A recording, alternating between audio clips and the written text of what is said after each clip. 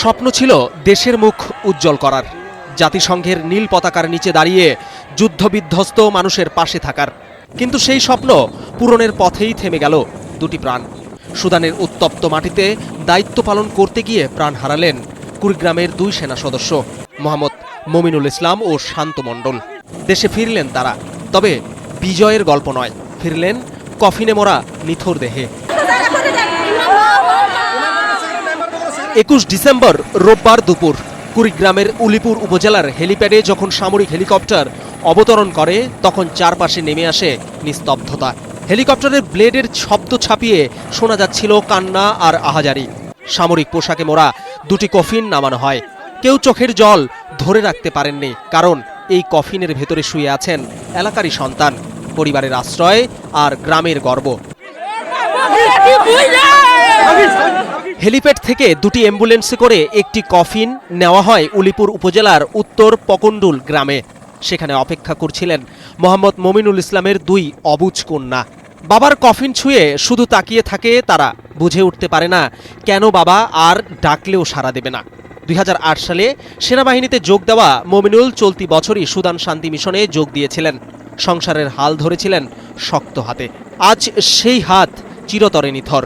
Extreme মশার coil plant fibre দিয়ে তৈরি, তাই সহজে ভাঙে না, সুগন্ধিযুক্ত ও নিরবিচ্ছিন্নভাবে জ্বলে। ডেঙ্গু, চিকুনগুনিয়া বাহি সহ যে কোনো মশার বিরুদ্ধে দেয় এক্সট্রিম সুরক্ষা। মমিনুল ভাইয়া তো ভালো ছিলেন, আমরা তো জানতে পারি যে পাড়া প্রতিবেশীর কাছ থেকে যে উনি একজন ভালো লোক ছিলেন। আর ওনার পরিবারে তো মনে করেন যে উনি হচ্ছেন বড় সন্তান ওনার পরিবারের, যেহেতু উনি মানে চাকরি বাকরি করেন আর কি, জীবিকা নির্বাহ করে, ওনার পরিবারটা উনি চালান। ওনাদের পরিবারের জন্য কিছু আর্থিক সহযোগিতা করে, ওনাদের পাশে জন্য থাকে, মেয়ে দুটোর জন্য সারা জীবনের ভরণ মানে যাবতীয় চলার জন্য যেটুকু লাগে সেটুকুর জন্য দেয়, এটাই আমাদের আকুল আবেদন।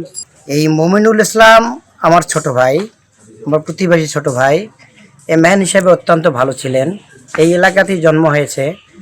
কি আর বলবো, আমার বয়সে অনেক অনেক ছোট, কিন্তু সে অরিজিনালি সে ম্যান হিসেবে অত্যন্ত ভালো ছিলেন। রুহের মাগফিরাত কামনা করি এবং তার এই পরিবার যে মানে শোকের ছায়া যে নেমে এসেছে, তাদের পরিবারের জন্য আল্লাহর কাছে আরাধনা করি, তাদেরকে খাস রহমত দান করুক।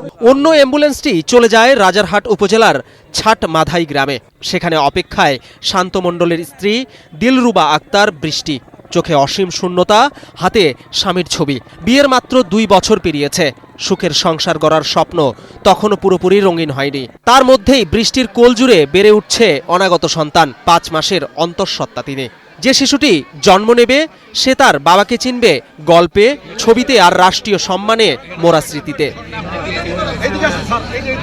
2018 সালে সেনাবাহিনীতে যোগ দেওয়া শান্ত চলতি বছরের নভেম্বরে সুদানে যান। বিদ্রোহীদের বোমা হামলায় দায়িত্ব পালনকালে প্রাণ হারান তিনি। শান্ত ছিলেন নামের মতোই নির্ভীক, দায়িত্বশীল, বলছিলেন সহকর্মীরা। যুদ্ধ নয়, শান্তি প্রতিষ্ঠাই ছিল তার লক্ষ্য।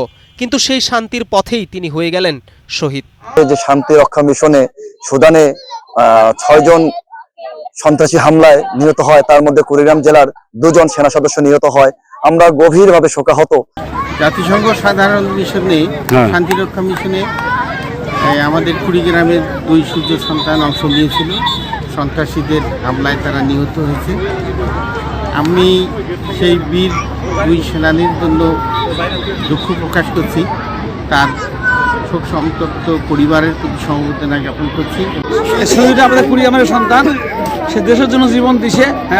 তার জন্য আমরা সবার কাছে দোয়া চাই এবং আমরা দোয়া করব। দুজনকেই নিজ নিজ গ্রামে সামরিক মর্যাদায় দাফন করা হয়। গার্ড অফ অনার, রাষ্ট্রীয় সালাম, শোকাবহ সুর, সবকিছুই ছিল নিয়ম মাফিক। কিন্তু নিয়মের বাইরে ছিল মানুষের কান্না, মায়ের আহাজারি, স্ত্রীর নিঃশব্দ চিৎকার আর সন্তানদের অপূর্ণ প্রশ্ন।